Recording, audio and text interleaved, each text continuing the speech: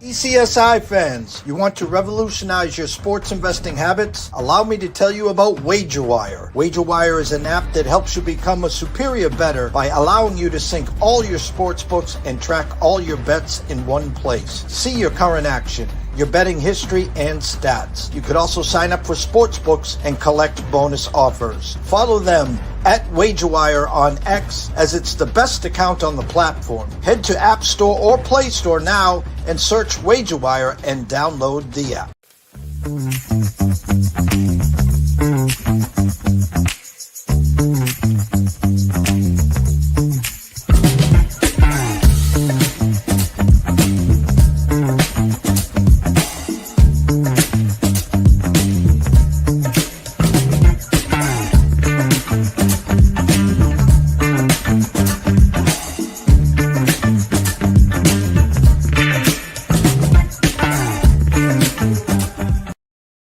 Excuse me, Mr. DJ. Hey, check this out. We got a great show coming your way.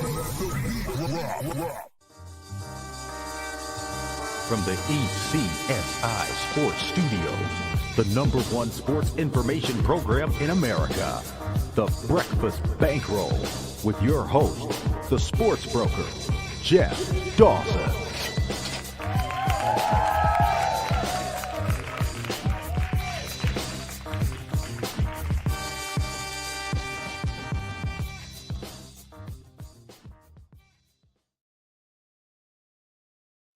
Good morning, sports fans from all around the globe. I am the host, Jeff Dawson, East Coast Sports Investors, and it's that time of the week. We did a flip-flop. Happy Canada Day. Andrew McGinnis, usually in the spot, gave him the day off. Let him enjoy Canada Day, as we will have ours, of course, on the 4th of July and Friday. And a big thanks to Mr. Scotty Webb, live from Tampa. Switching it up here. We bring him on usually Monday mornings. He's here now today, and we're going to figure out the end of the week, too. We got to get some baseball talk.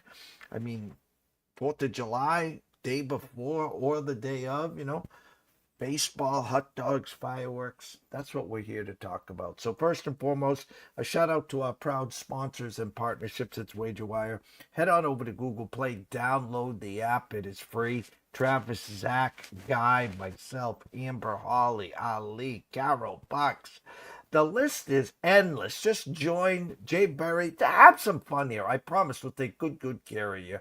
And AtlantaSteaksAndSeafood.com. Listen, guys, I want everyone to stop right now. I want you to go over to Facebook and follow Terry Smith. And then go over and follow AtlantaSteaksAndSeafood.com. Tell him JD from ECSI sent you.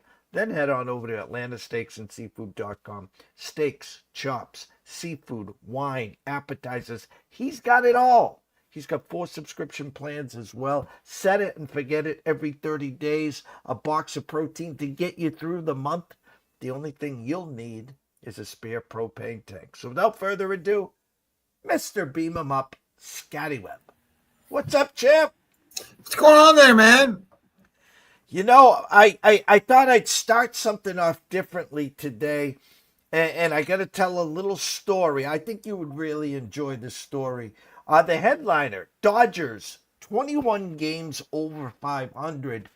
What can MLB do to stop?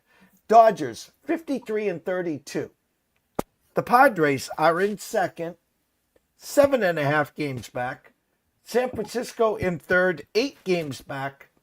And the D-backs taking on water, 500 right now, 10.5 games back. Here's the quick story. Good friend, colleague, friend, very successful business owner. We're in spring training. He's got an obscure book or two. So we're going over numbers. You and I have been doing shows, and I'm using fan graphs. I got all the analytics. It's like NASA here, Scotty. One of the sources had the Dodgers winning the West by 16.5 games. Second place was Arizona.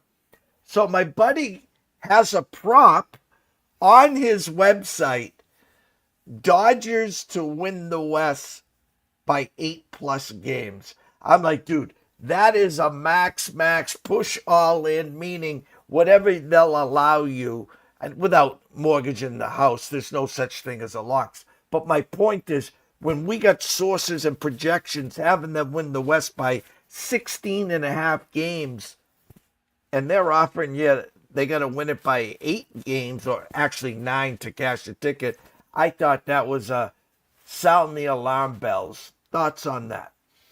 Well, they might be 16 games ahead already if they didn't have all the pitching problems that they've had. You know what I'm saying? Like, That's my point.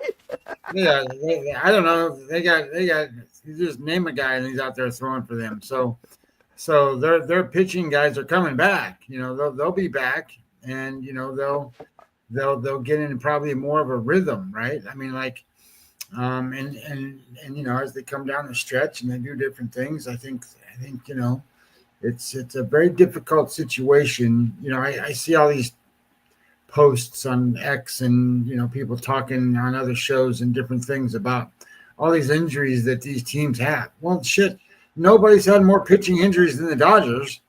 So you know, and look what they've done. That just goes to show you what 3 guys can do in a lineup. And I mean, of course, those 3 guys are going to be Hall of Famers. I mean, you know, they are. I mean, Ohtani and Betts and Freeman, and those guys are just. And you know what? Betts isn't even having a great year. He's having a good year. He's not having a great year.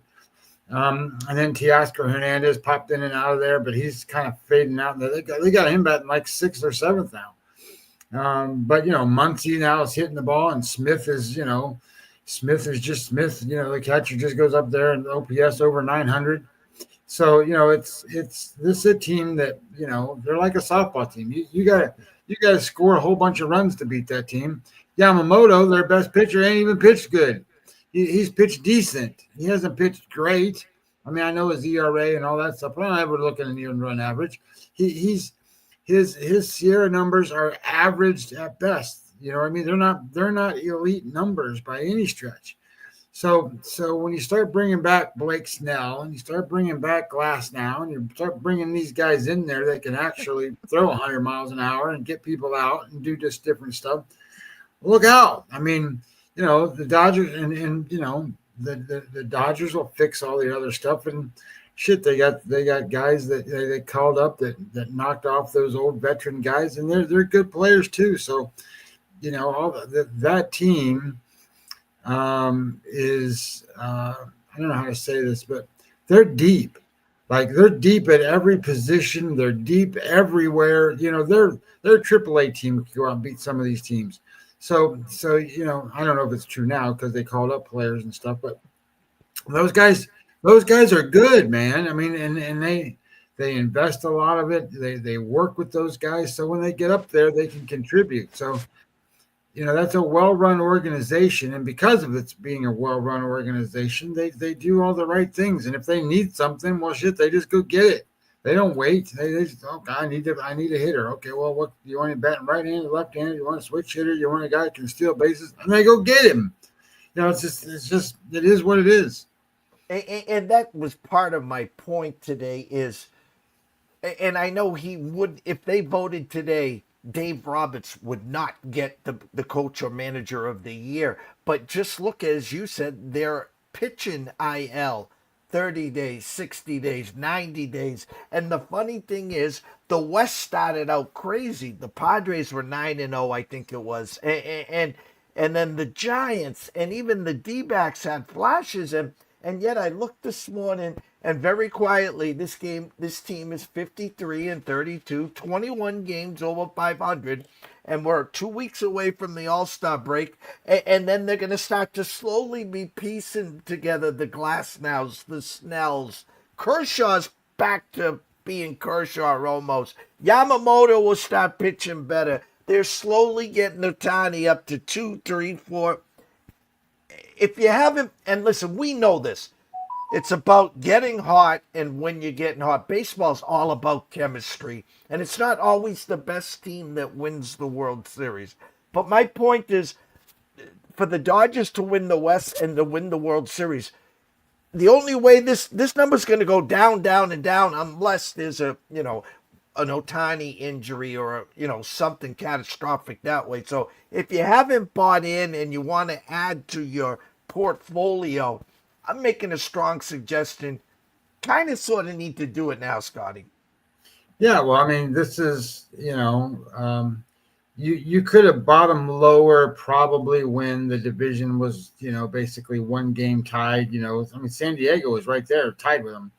And then they go sweep them or whatever. And then they start beating the Giants and they beat everybody else. And then all those other teams can't win. I mean, if you're like the Giants, you can't get swept at home by the Marlins. I mean, you just can't do that stuff if you're going to try to catch the Dodgers.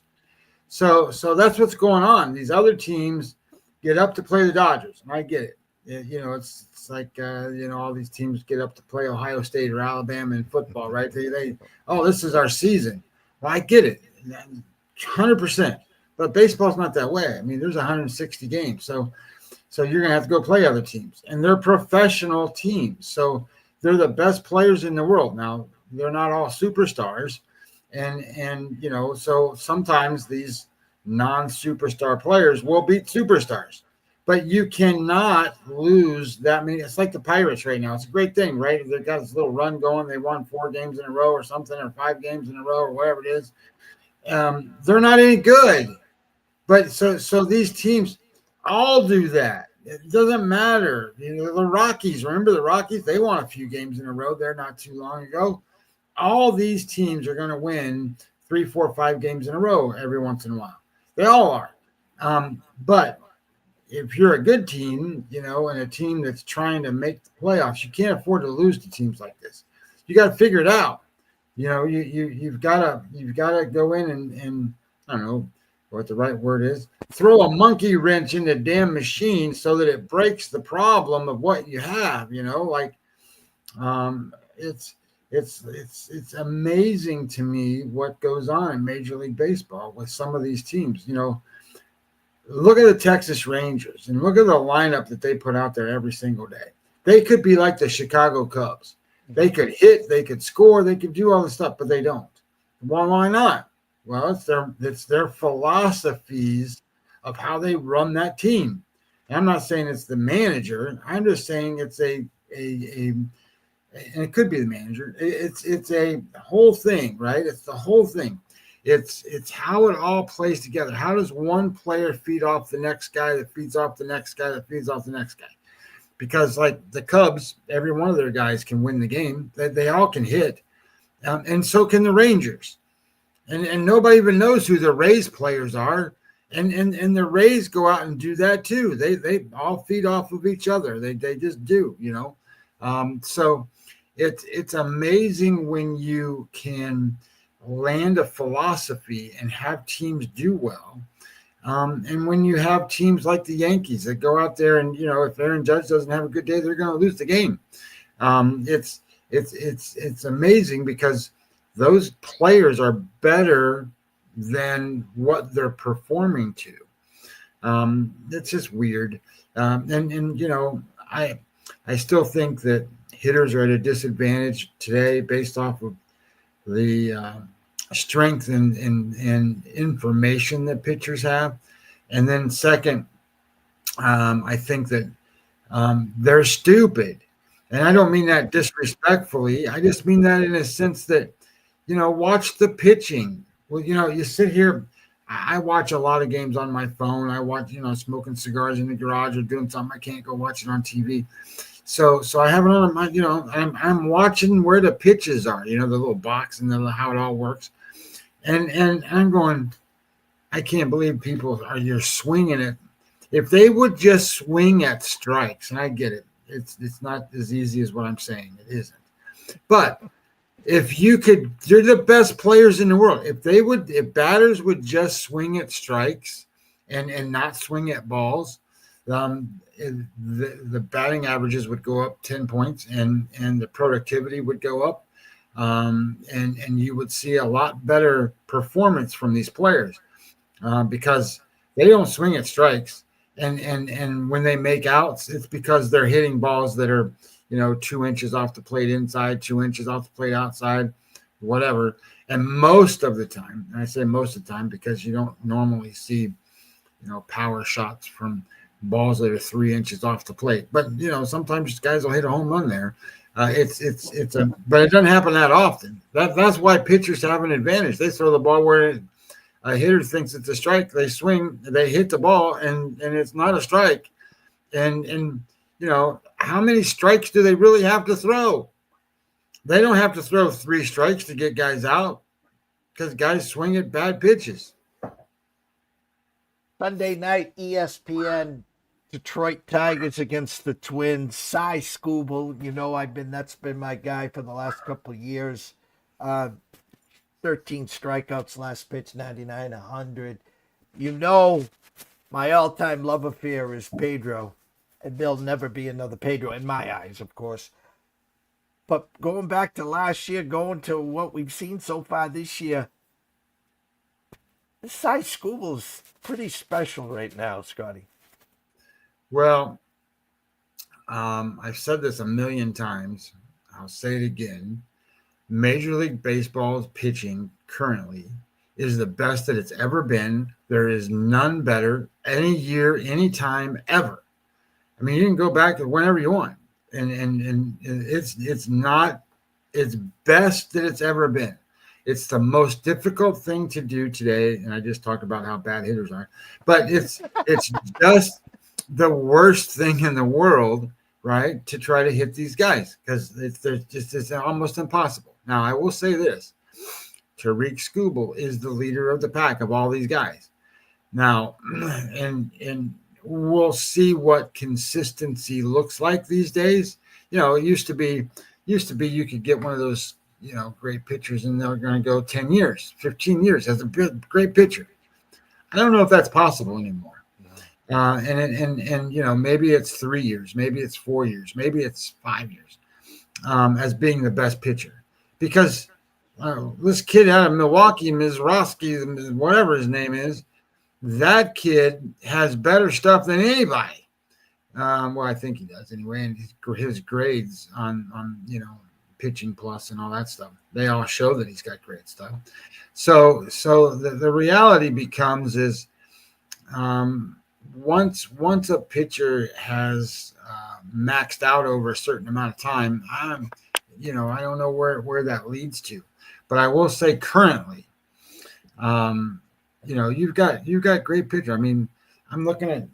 I don't have all my stuff done, so I don't have every game in the book yet, Jeff. So I can only do about half of them today. But I'm looking at like this category. I don't know if you can see my thing. I'll turn this just a little bit so you can kind of see the little colors. But this little column right here, where my finger is, there's a shit ton of green in there. Almost every pitcher is green. Well, those are stuff plus pitching plus ratings, meaning that anything that's over 100 is going to get green. Anything that's kind of right around 100 is going to be average, right? And then if it's below, I don't know what my number is, but whatever the number is, below 95, I think, is below average. So it turns red. There's hardly any so far. I mean, I got Williams from the Nationals, his stuff plus ratings a 94, and Flaherty right now, his pitching plus numbers are 90. So that means he's got good stuff. He just can't control it. He's throwing the ball all over the damn place and he's missing his marks and he's getting hit everywhere. And if you look at his results, they're terrible. So that's those two pitchers are it. Most and there's a couple guys that are average, but almost everything is green. And then when you start to think about what Skubal is, he's a different number up there. His numbers are excellent. His results are excellent. And he pitches in the right time, the right space. He gets the result we're looking for. You get a guy on base. He keeps him from moving over. You get a guy on second base. Oh, shit, you still can't score him. It's amazing to me how many times these good pitchers will give up a double or something as a leadoff double. And it happens, and it's baseball. You're going to hit the ball. and it's going to go somewhere, even if it's just a dribbler down the line or a bloop in and it gets a double. Okay, well, now you got a guy on second base, nobody out. Well, how many times does that guy score? Well, and the good pitchers, they don't let them score. I mean, you've got to earn everything off a good pitcher. And that's where I think baseball could use, just to make the game a little more interesting, I suppose. They could use a little bit more advantage to a hitter, like these close pitches and stuff like the umpires are calling. And if they're calling, balls and strikes or doing whatever, and it puts the hitter at a disadvantage when a strike is called and it's not a strike. And it's just because the pitcher already has a huge edge, and now you're just giving them a bigger edge, and then that makes run scoring, and that makes offense, and that makes everything that you kind of want to go see guys chase fly balls and make great plays, and hit home runs, and whatever. All that stuff kind of goes out the wayside when they're forced then to hit pitches that aren't strikes. So there's all kinds of complications with baseball, but at the same time, it's a cool game. It's extremely frustrating. I know that you go up and down with results. My results go up and down all the time. I always tell you, you're more consistent. I'm a streaky guy. We lost some stuff there. I don't know if I'm still on it, but I go and win a lot of games in a row a lot of times. But right now I've lost the last 7 straight bets. I mean, I'm 0-7 for God's sakes, and I do all this work and do all this shit, and I sit there and go, how is that even possible? Well, I mean, stuff happens. You know what I mean? Like it's like. Yesterday, I bet the Rays in the first 5 innings. What happens in the first inning? First 2 guys strike out and out.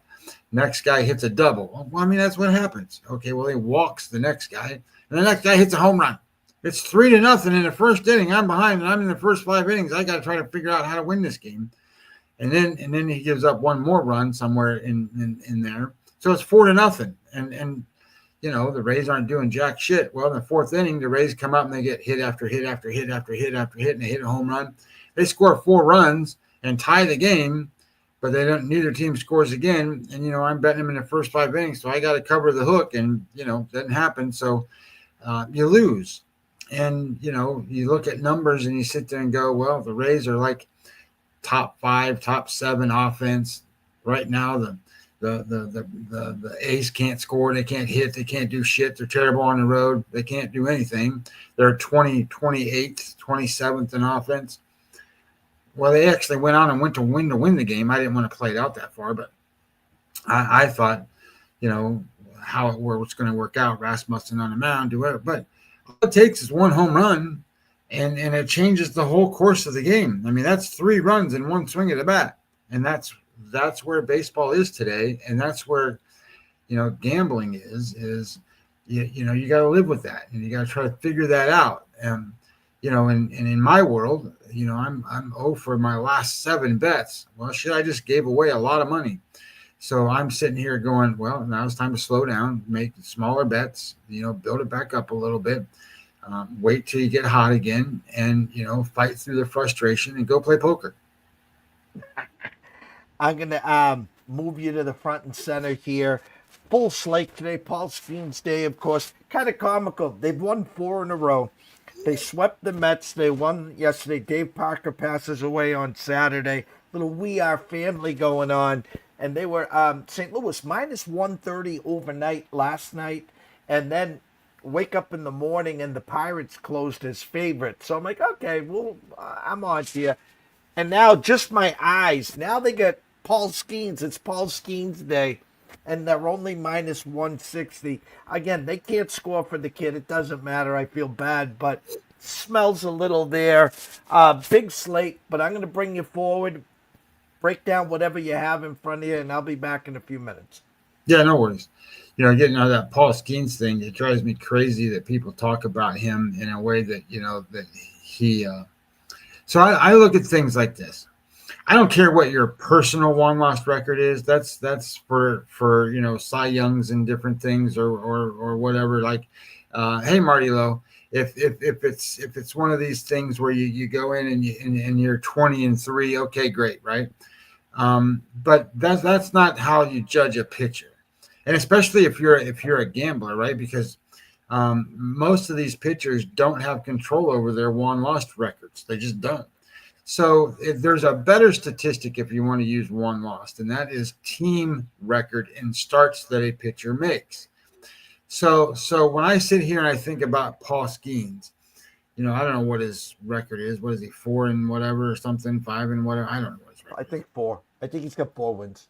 Because I don't ever look at that. Like, I mean, I know all this baseball shit, and and then people look at me and go, "What do you mean you don't know how many wins he has?"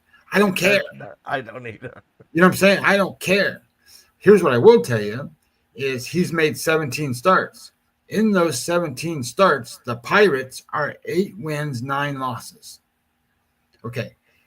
It's Paul Skeens, so maybe he should have 11 wins and 4 losses or whatever. But it's 8 and 9. It's not as bad as everybody wants to make it out to be. It's not this god-awful, terrible thing, and I get it. It's DeGrom had those problems, when he was with the Mets and stuff. He couldn't get anybody to score for him when he pitched. So it drives me insane to listen to all this stuff, and I see it on X all the time. Well, Paul Skeens, blah, blah, blah, Paul Skeens, blah. It doesn't matter.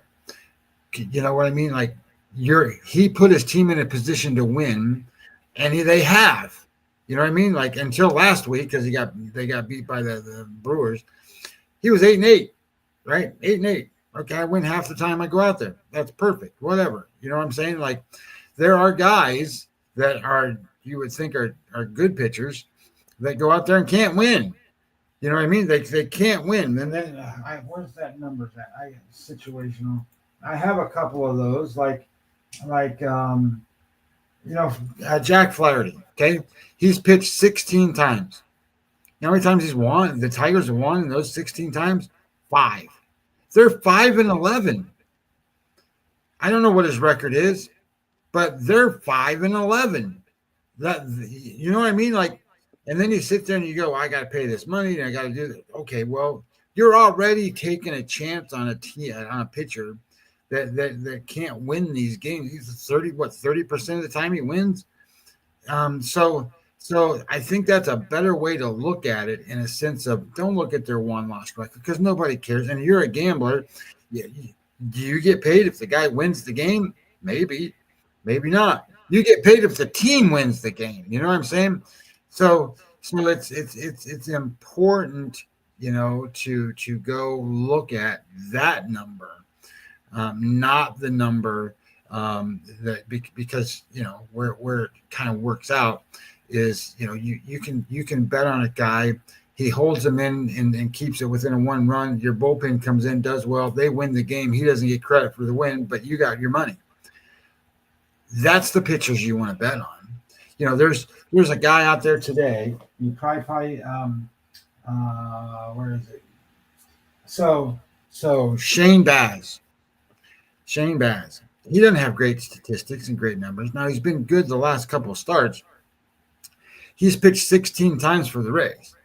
He's won 12 of those games, or the Rays have. They're 12 and 4 in his starts. That's a guy that if you just kept betting on him every time, no matter what, bet him in those 16 starts, you'd be making all kinds of. I can look it up, but I don't.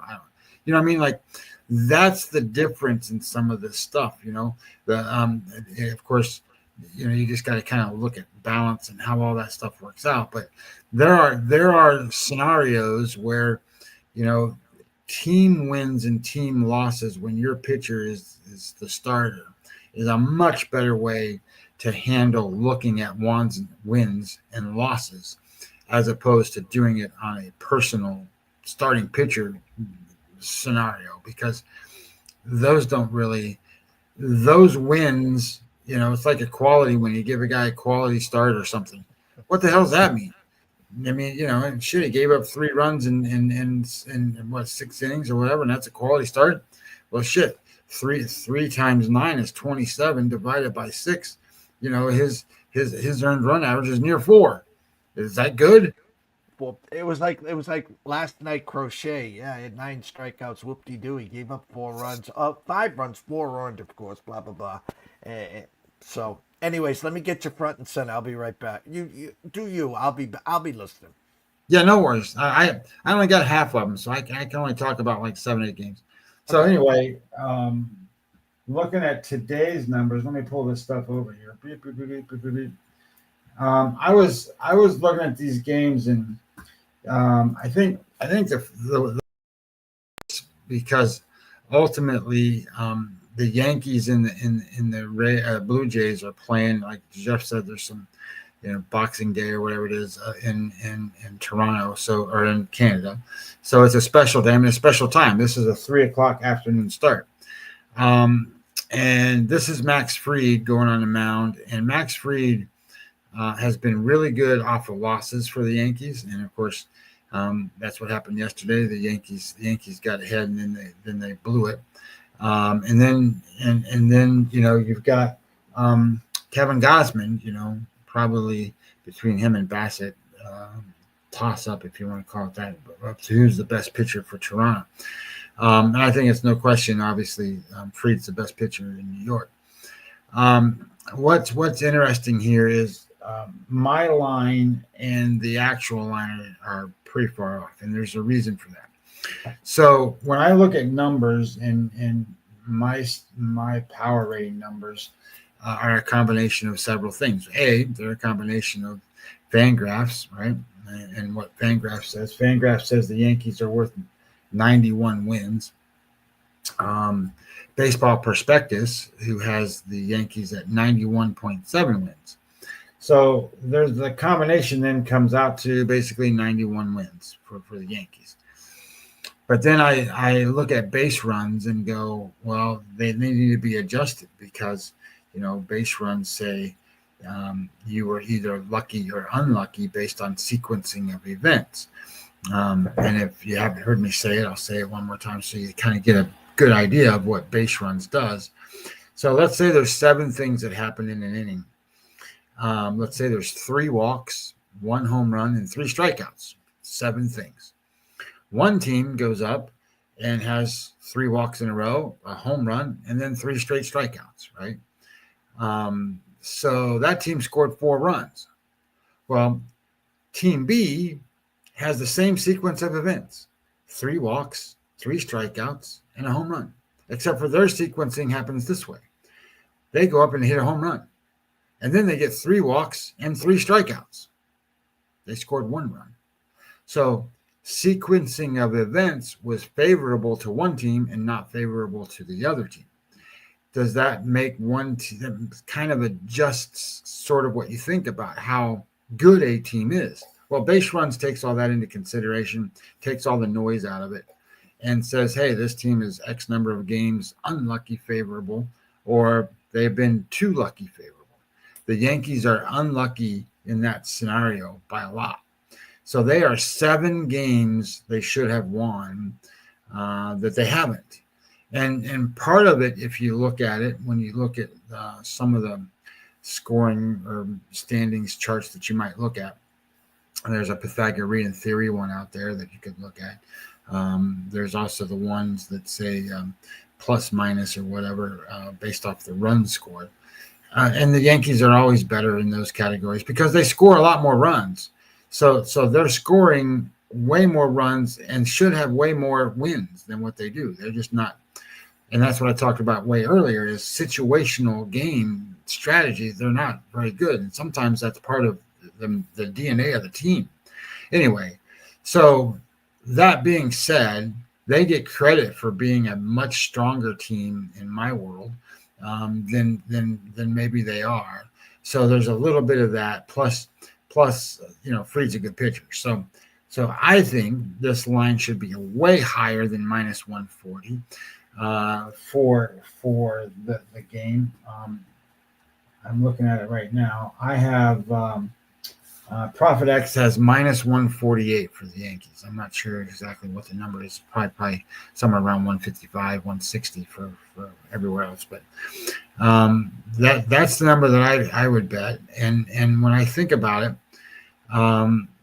that's getting close to my number that I don't really want to go. But when I sit here and think the number should be closer to, 175, I think there's value there. So then I kind of looked at this game and said, all right, so show me a little bit more about the pitchers and what the scenarios look like. Do you know that Kevin Gausman is terrible against the Yankees? He's pitched one good game, but he's terrible against the Yankees. His game score in his last 5 starts is 31 against the Yankees. 31, 50's average, so this is way bad. And he just is off of a game score 87. So I don't look for Kevin Gausman to have the greatest day today. So if you don't like the Yankees at a minus 145, 148, 150 number, then you have to try to figure out, maybe I play him at a different number. If you want to change it to, first 5, maybe, if you want to look at that. But I think when I look at this and I pull up my numbers here, you get a lot of points for the pitcher. The pitcher gets everyone. So he gets the Sierra number, the game score number, the win percent added number, and he doesn't give up home runs. The Yankees offense hasn't been dynamic, but as of late, but they still hit home runs. And if you could, like I say this, if you could predict the team that's going to hit the most home runs in every game, then you're going to find the winners. And then the home runs are how they win. 40% of all runs scored come off home runs. And they hit more home runs. So offensively, they kind of work out about the same. Bullpen-wise, it's kind of about the same. So the biggest advantage in this game is all starting pitchers. So maybe you play this game first 5 and look at it that way. But then you're going to have to cover that hook. And, like yesterday, it didn't work out for me. But and I don't mind it. I think the Yankees and Fried are much better in this spot. If I were to pull this up, and I know I'm taking a long time on this one game, but if I want to pull this up and I want to look at where's my number? This is a new thing I just started doing. If I look at the New York Yankees, they are 60% win rate, 21-14 off of losses. That is 1, 2, 3, 4, 5th in Major League Baseball. 5th. So that tells me they're probably there's 60% chance they're going to win. They're facing a pitcher that they beat up all the time. And they got their best pitcher on the mound who's good off of losses. So I like it. Anyway, food for thought. The next game is this is kind of you got to look at these games and go, holy cow, what's going on with some of this stuff? Like, how good are the Padres really? Are they any good? I got them as an over 500 team. They're not as good as the Phillies though. And you got Pivetta against Sanchez, and you remember we just talked about how good pitchers are in situational scenarios. Sanchez made 16 starts for the Phillies. They've won 12 of them. They're 12-4 in his starts. Pivetta's 10-6, so that's pretty good for both of those guys. The issue that kind of comes into here for me is situationally a couple things. The Padres aren't as good on the road as they are at home. They are 20-25. They're 5 games under 500 on the road. And they're playing a team that's really good at home. They're 27-14. Almost, if they win today, they'll double that. So the other part of it is that the Phillies are 13-7 their last 10, but the Phillies love right-handed pitching. Love it. They have 40 wins against right-handed pitching and against 21 losses. They're almost doubled that number. So that puts the Padres in a spot that just says it's a bad spot. I get it. They lost yesterday, but, this is a good pitcher they're facing again today. So when I kind of looked at numbers and I look at this, bet score, there it is.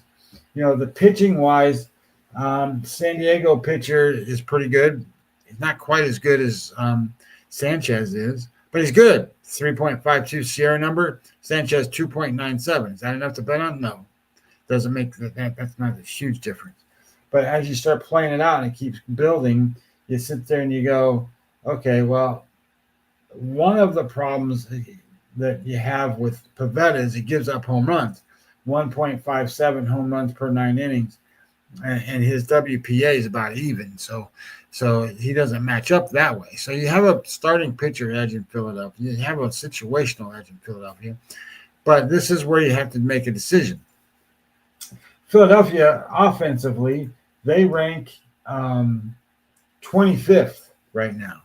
25th. Now, you got to remember, they just played the Cubs and they played, I don't remember if it was Cubs. They played the Astros and they played some of these teams in the Braves, and they played a lot of small ball and not many scoring games. So I think that kind of sets me in a spot that says, I don't know if I trust this offense enough. Well, they scored 5 runs against, Waldron yesterday. Well, this pitcher is better than Waldron. So they're minus 25% to an average offense weighted runs created plus for the last week, the Phillies. But the Padres are minus 18%. And then here's where kind of you got to look at it and go, well, they get a 16% lift at home.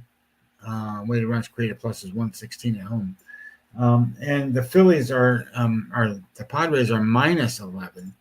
And we said that the pitcher type, they already have a good advantage of right-handed. So, and then what's the number? What's the line? Well, I looked at this number and it's already minus 150. My number was minus 132. So I think it's a little bit steep here.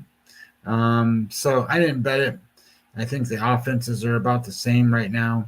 And Pivetta can pitch well, even though I don't think he's going to, only because he's off a game score 80 from the time before. So I think this is a pass, but, if you want to figure it out somehow, you can. St. Louis and Pittsburgh, this is Skeens and Palante. What's interesting about Palante is when I pulled up his numbers and looked at him as a starting pitcher, his metrics are average, right? He has a 3.6, where is he? He has a 3.42 xFIP, but a 3.57 Sierra and a 4.02 FIP number. The strikeout's only 6.3 per 9 innings, so he doesn't strike any guys out. The balls are in play. And he was second best starting pitcher for the Cardinals right now. So I thought that was kind of interesting that he's, quote, that good, even though he's pretty average. So then when I started looking at this game a little deeper, right, obviously you have Skeens on the mound. Skeens is theoretically the second best pitcher in Major League Baseball, not right behind. Scooble's putting a gap between them now. Palente is 9-7 and starts for the Cardinals, and 8-9 for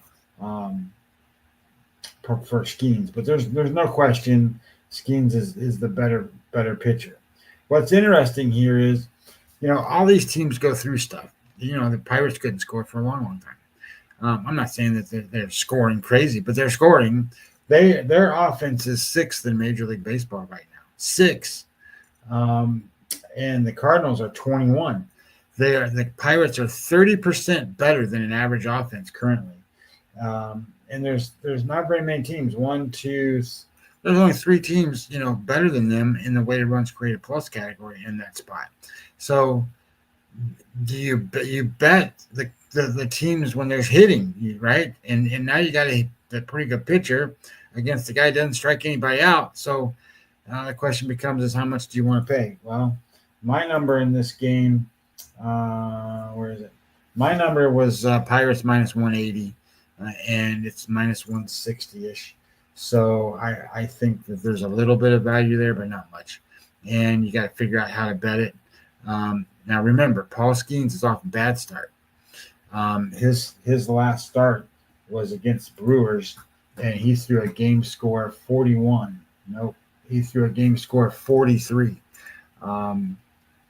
That's one of his worst starts of the entire season. So I don't expect another 43. I would expect it to be a much higher number.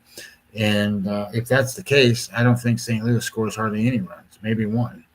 So it's a matter of can Pittsburgh score? Well, I think they can with their offense going the way it is right now.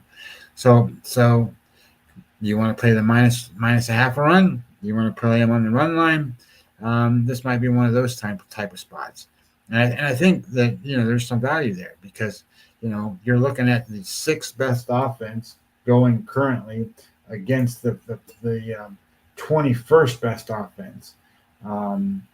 The Cardinals are scoring 4-point runs a game. That's 29 runs they've scored in the last 7 games. And the Pirates, they've scored 42 runs in the last 6 games, averaging 7 runs a game. That's the time to bet them. So anyway, food for thought. You just got to figure out how to make the numbers work and get your best value. But I think Skeens is going to be good today. Here's another Minnesota and Miami. Did you know that Miami offensively is the 4th best offense currently? 4th. I don't think a lot of people understood that that's how good they've been hitting the ball. I just told you that Pittsburgh had scored 7 runs a game, 42 runs in 6 games. Miami has scored 47 runs in 6 games. They're averaging 7.8 runs a game, and they're playing Minnesota, who's averaging 4.3 runs a game. So it's kind of interesting kind of how some of this stuff works. The other part of this that I would tell you to be all crazy about is, as I kind of look at this, Minnesota's bullpen has started to fold a little bit. Minnesota situationally on the road, I've got 8 games done, I think, but they're the worst one. They're 18-27 on the road. They've lost 9 more games than they've won on the road. And I'm not saying that Miami's a great home team. That's not what I'm telling you. I'm telling you that to be careful when you start to think about, it's Minnesota and they got power and they got this and that and they got Joe Ryan on the mound. They don't win on the road. So you got to be a little bit careful. They're 3-7 in the last 10. They're 6-14 in the last 20. All bad. None of that is good. Cabrera is a 7-6. The Marlins are 7-6 when he starts. That's not the worst thing I've seen. And Joe Ryan, the Twins, they're 9-7 in his starts. So not much better, about the same, even though Joe Ryan's a much better pitcher. Now, the other thing to be concerned about here is Joe Ryan's off a game score 77. So I don't think he's going to go out and throw another 77. It's possible, but I don't think he's going to. And of all the kind of good pitchers that are out there, he's kind of degree, but they're almost pushing to good instead of elite. So he's kind of on that borderline there. But he's a good pitcher. Cabrera's biggest issue is walks. He walks people. So you just got to be careful about, whether he walks them enough and whether you really want to go at it that way. Cabrera, he's off a game score 53 for the season. He's a game score 50. So he's right where he's supposed to be. And he's getting better since, his IL start and has got some few big starts in his belt now. So he's getting a little better. And I don't know what's going on with the Marlins and hitting. But they don't have superstars on that team. So it's a matter of, can you control Buxton and keep him off the bases? And can you get that team in Minnesota a little bit motivated to actually do some stuff? I don't know. I have this game. Where's my stuff at? Here we go. My number is Minnesota a lot bigger than what they are now. It's minus 138, minus 140, whatever for Minnesota. I have it more like minus 175.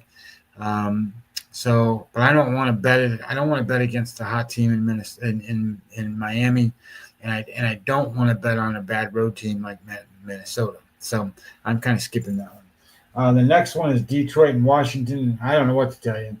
I'm not going to spend a lot of time on it other than to say this.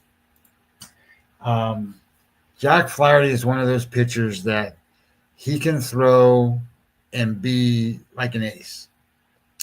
And he can do that for 3, 4, 5 games in a row. And you start to think, I got confidence in him. I'm going to bet him. Things are going to be great. And then he turns into Dud McCoy or whatever you want to call him. And that's kind of where he's at right now. His numbers right now, Jack Flaherty, his last game start was a 49.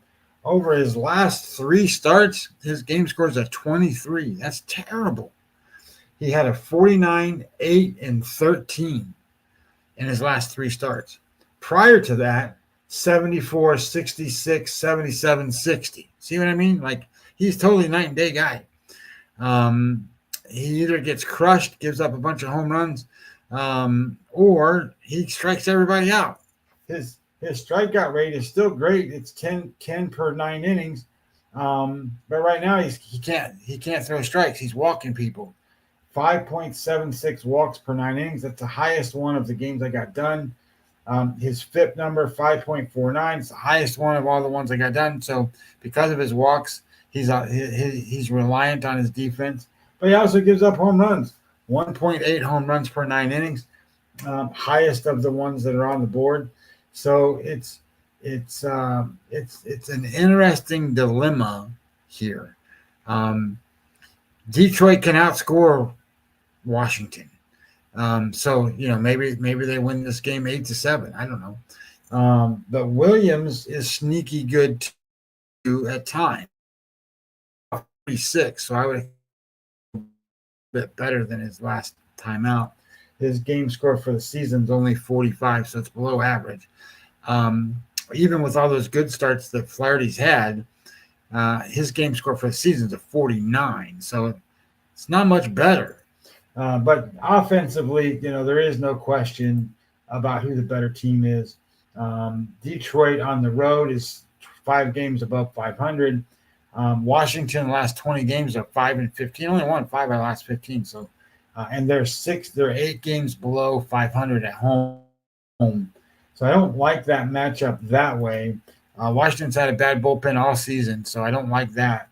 And lastly, when it comes to offense, Detroit's number 1 right now, number 1. And they are facing the Nationals, who are 13th. So maybe this is going to be a high run scoring game, one of those kind of deals. You got a bad bullpen in Washington, kind of an up and down kind of a bullpen in Detroit, and then got 2 pitchers that could give up some runs. But I didn't tell you all that. And then Jack Flaherty goes out there and gives up 1 hit and strikes out 10. What the hell? So I looked at this game and I said, oh my God, I don't know what to do. My number in the game for this one was, I got Detroit minus 148, and the number that I saw was 144. So it's kind of right there. I don't really see any value on it. So I'm just going to let this one ride. Athletics in Tampa Bay. I was mad yesterday because Tampa Bay's game, I talked about it at the beginning of the show, they lost. First 5 was 4-4, so they had to cover the hook. But today it's kind of a weird spot because Springs is pitching for Athletics. I don't like Springs. He's a real soft tosser, and he's really reliant on where the ball is placed. But he's a former Ray and was good with the Rays, and they're going to do a tribute to him tonight in video board or whatever. I don't know if that matters, but it's one of these spots where a lot of times these guys that gets traded comes back, and the first time they pitch against the opponents, the opponents, they want to show them. And that scares me a little bit in this spot. Baz has been really good for the Rays. My number in this game is Rays minus 160. The number's 152 that I saw from ProfitX. So it's one of these. I don't see a lot of value here. I do think that I was surprised when I looked at Springs' current numbers. They're a little better than I thought they would be. So his last start was a 43. He's not the greatest. But he was a 72-57 prior to that. So he can throw well. And Baz is off a game score 88. So I don't expect him to be an 88 again. And it just kind of makes me say caution to the wind. I don't see any value there. Peralta and the Mets. Well, how long is this Mets skid going to go? Well, I can't tell you that it's not going to keep going.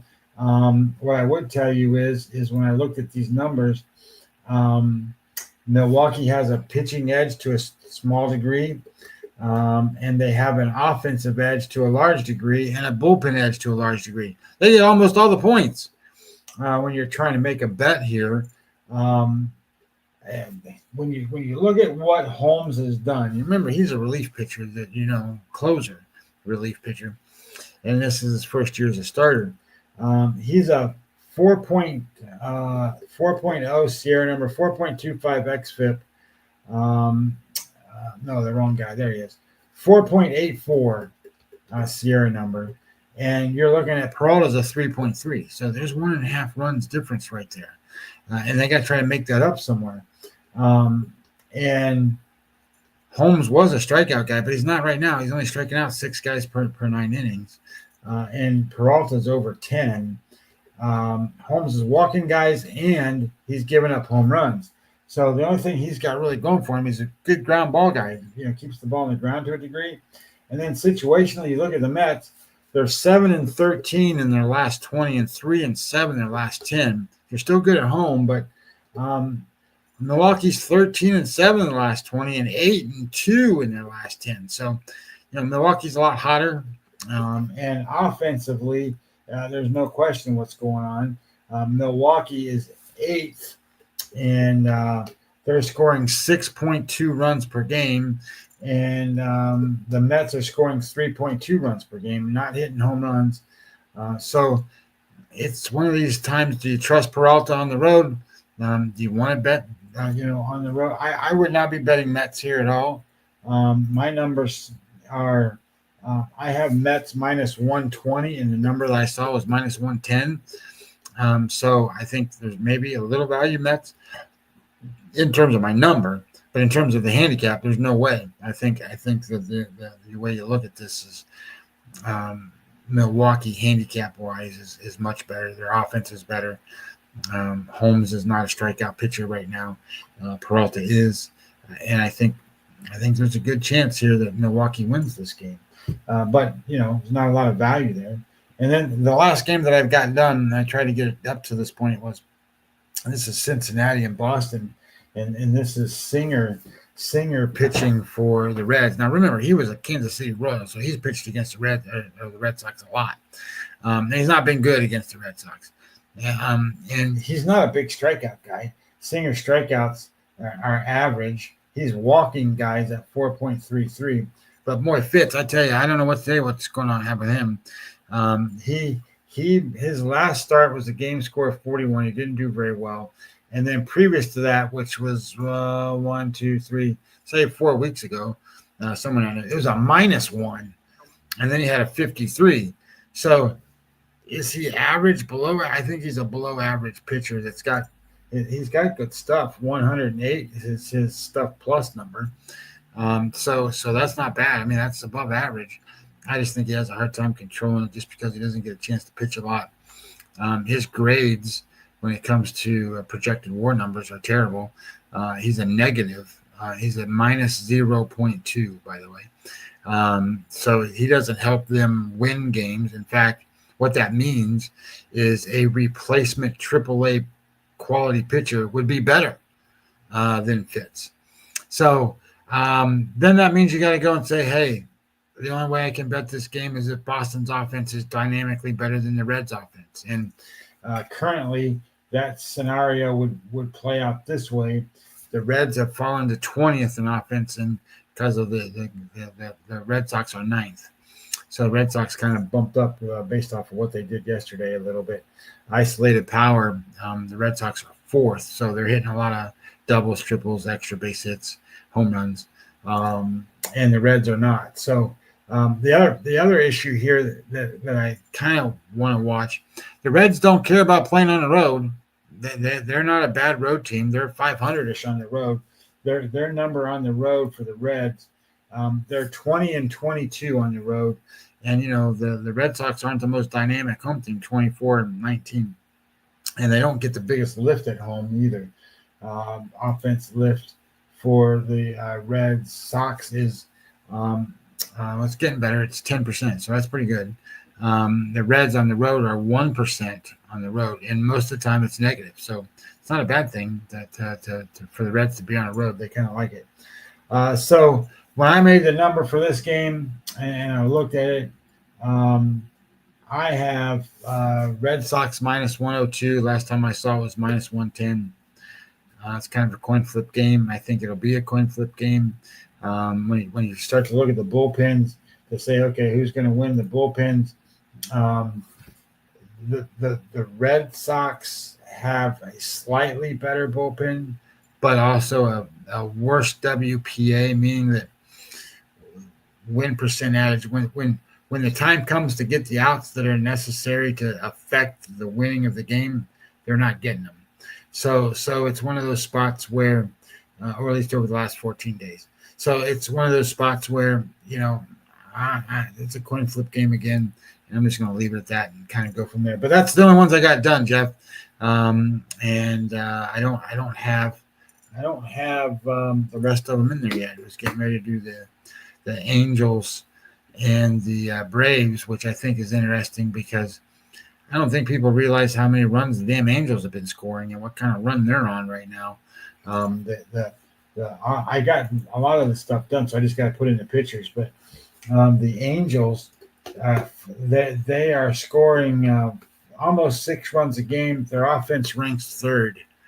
And when it comes to isolated power, doubles, triples, home runs, extra bases, they're first.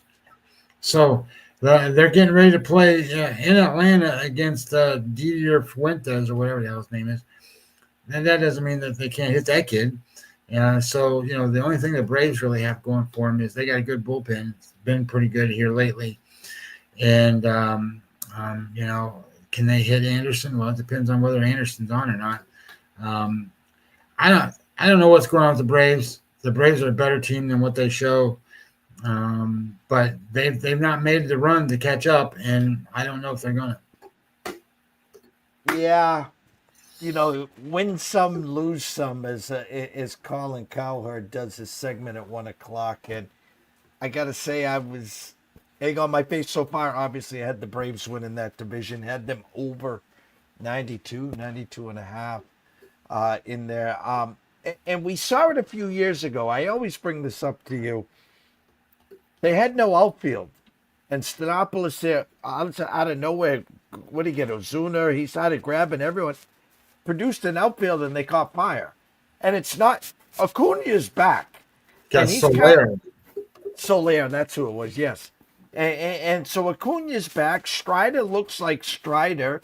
Schwellenbach struck out 12 the other night. They have the pieces. I mean, I've been saying this all year. I mean, what the hell happened to Albies? I mean, he just awful. But clutch hitting. They have the pieces, Scotty. I mean, I'm not trying to sound like a broken record, but there's no question. And you bring the guy that plays the outfield for them that was hurt all the time. I forget what his name is off the top of my head. You bring back their dynamic outfielder, and the kid's been awesome. Acuna, he's been fantastic. He's done everything you could ever want him to do, and they still can't win. You got guys like Riley and Olsen. Olsen's hitting right now, but he doesn't hit. He hits in streaks. Riley only hits in streaks.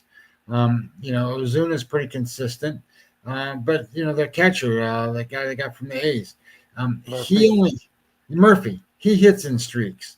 And if they're all hitting in streaks together, they look good. And if they're kind of piecemeal together, God, they look awful. And and I don't know what they're doing at shortstop these days. So it's Baldwin, who's their backup catcher. They got to play him at DH because he can hit. So he's been playing, batting like second and third and stuff. And I'm like, what the hell is going on with this team? And because Albies can't hit, Albies is, I think sometimes when you look at those guys' batting stances and how they have to hold the bats way up over their head and they take all these weird stances and they just look, there's too much motion and too many different things that that makes you kind of a streaky guy, a streaky player. And I don't, it's not necessarily the batting stance because they go through Their swing is where it's supposed to be, where that player wants it. But it's just not a consistency for the Braves. And, they've got quality enough pitching that they should be there. But again, nobody in the American League, National League East matches the Phillies pitching. Nobody. They can throw a quality starter, if not a great starter, out there every time, every time, all 5 times, and then come back with them again. So it's hard to beat the Phillies on a regular basis like that because of that. And I'm amazed at how the Phillies offense struggles all the time. They're not the greatest offense in the world, but when they're clicking, they're great. And when they're not, they struggle. And I didn't think they'd be that way because I thought Turner would be a little more consistent at the leadoff, getting on base and causing havoc and doing a little bit. And, Schwarber and then Harper and then, these guys that Castellanos and Bohm and, these guys can all play and they can all hit, but they're, again, the NL East seems to be full of guys that are players, hitters, that are totally streaky guys. The Mets are that way too. Alonso's been the most consistent hitter they've had, and I would never have told you that. Yeah, especially at the beginning of the season, I was thinking they weren't even going to sign him going into this season, and thank God they did. Or where would they be without that guy? But now you got Soto's numbers starting to come back and starting to come up, and a lot of it, he's hitting home runs again, but a lot of it, he's doing a lot of walking and this and that and getting on base. But that's what baseball's about. And Lindor, is often he's a streaky guy. McNeil's a streaky guy. They sent Alvarez down to the minor leagues to figure out what he can do. So it's an amazing thing, the National League East, because they got stars and they got talent. But boy, sometimes you watch them and you go, well, shit, this team can't beat, that AAA team because of how they're playing. It's amazing because, again, like I said, people don't even know the guys' names on the Rays. But you go watch them play, and they play like a team, and they play pretty good. And I'm not bragging on the Rays. That's not what I'm saying. I'm just saying there's a difference in philosophy of how things work and what you have to do. The Rays have a really good player that nobody's talking about. It's Caminero, the guy who plays third base. He's 21 years old and already has 21 home runs. He's really good, and now he strikes out a lot. But that's probably normal.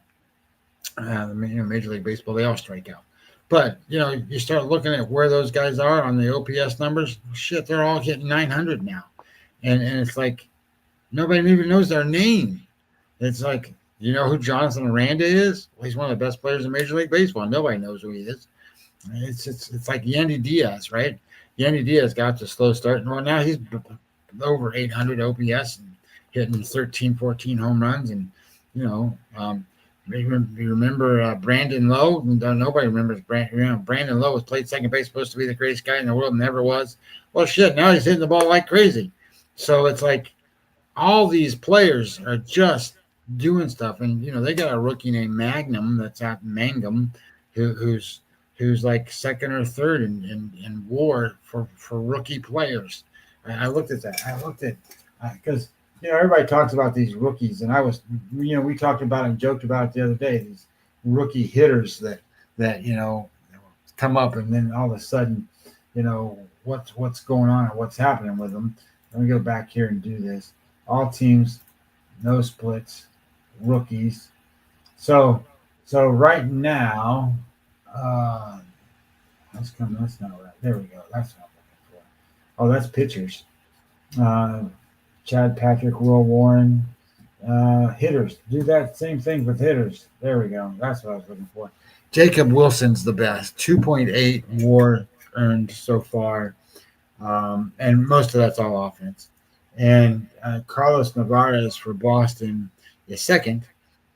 He's 2.6 WAR, so not very far away. But all of that, almost all of it's all for defense. So, he's 11.8 defense. And then you have Drake Baldwin, the guy that I was talking about from Atlanta. And then you have Cam Smith, the guy in Houston. right? And then you have Isaac Collins, and then Jake Magnum from the Rays. It's like nobody talks about some of these guys and where they are. It's like, the guys you've heard of, like Jason Dominguez from the Yankees. He ranks 12th. It's like people don't know a lot about some of these guys and what their contributions are.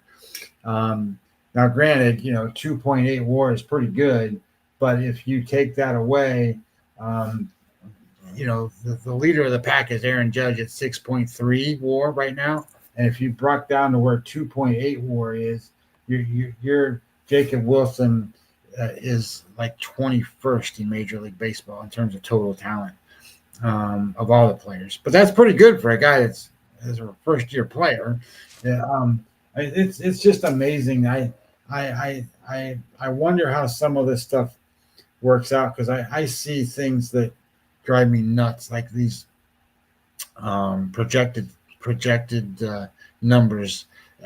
Judge is there, right? And he should be, and then Cal Rowley's there, and it's interesting because Bobby Witt keeps showing up as one of these top players in Major League Baseball, and I like Bobby Witt. Don't get me wrong, but on where he is at currently, he's like right with Pete Crow Armstrong.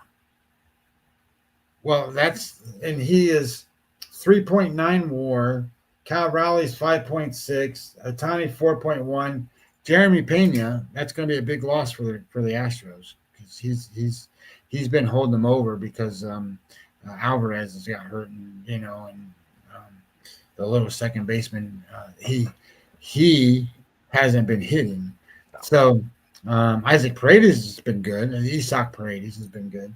So it's just amazing. But I sit there and I look for these guys, and I'm looking for, well, where's some of these players at, and how far down do they go? Like Pete Alonso is 28th on this list. And I sat here and told you how good he was.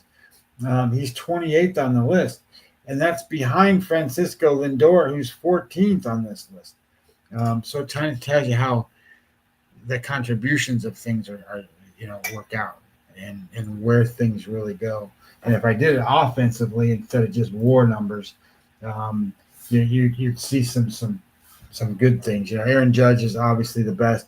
Then Ohtani, and then Cal Rowley, Cal Tucker, James Woods, Juan Soto, Corbin Carroll, who's going to miss some time. And then Pete Alonso, Byron Buxton, Kyle Schwarber's even on the top 10, even on that list. And then Pena and Ketel Marte, and then Ronald Acuna, who hadn't even already played any games. Ronald Acuna is 13th and played 34 games. Aaron Judge has played 84 games. So how good has Ronald Acuna been? He's been really, really good. I mean, his number, offensive WAR number is 19.3 offensive WAR. Aaron Judge is 47. But, he's getting ready to start being not too far from the top 10. And he's only played less than half the time those other guys have. Well, it's absolutely something. We're going to end up, either you or I will be back Thursday afternoon, Friday morning, or Friday afternoon. Go follow Scotty on X at Webby20MLB. Ask him a question. He's one of the good guys. He'll actually reply and answer you back. So, full slate today. Paul Skeens Day. Happy Canada Day. Andrew, Cam, Pat Mayo, Gabe Morency. All you guys have a great, great day out there, of course. Tomorrow morning, 11 a.m. Eastern, 8 a.m. Pacific. Brady Cannon, back Tea Time Wagers, the John Deere Classic. For myself, Jeff Dawson, the DC Sports Investor, one and only, Mr. Scotty Webb at Webby20MLB. We wish everyone a blessed day. It's July 1st. Turn the calendar. We're already 6 months into 2025. Where the hell did the time go? Stay tuned and see you soon.